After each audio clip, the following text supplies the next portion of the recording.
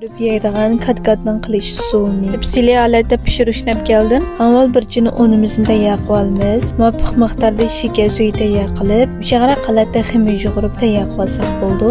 Amirimizni bir qurib tindirib silliq holat keltirib olg'ayaqi.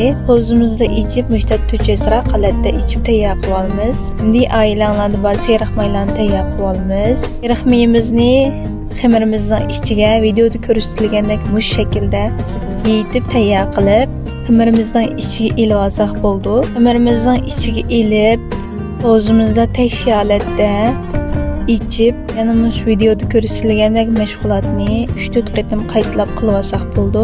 Ximirimizni 3-4 qatim qatlab mush holatga kirgizib oyaqi. Chuqum pijamani to'nlaydigan yerda 15-20 minut turg'izib yetib, anandagi mashg'ulot qilsanglar texim yaxshi bo'ldi. Ximirimizning teximi qat-qat chiqishi uchun mush mashg'ulotni 5-6 qatim qaytlaysizlar. Ximirimizning nefizligini mush cho'kining oldida qilinliqida qilib tayyor qilamiz. Hamda ximirimizga kanartovaga yaqi oilanglarda bor murabba yoki cho'klilar bo'lsa ichiga ilib mushta videoda ko'rsatilgandek mashg'ulot qilib tugib olsanglar bo'ladi. Cho'ng kichikligini o'zinglar yaxshi ko'rgan holatda tugib tayyor qilib olsanglar bo'ladi.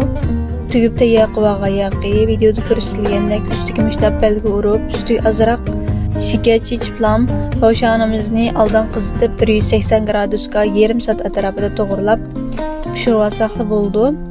Qilish usulimi shunchalik oddiy. Oilanglarda bolalar tayyorlab bersanglar yoki mehmon kelganlarda dasturxonlarni tizsanglar shunchalik ko'rkam chiqdi.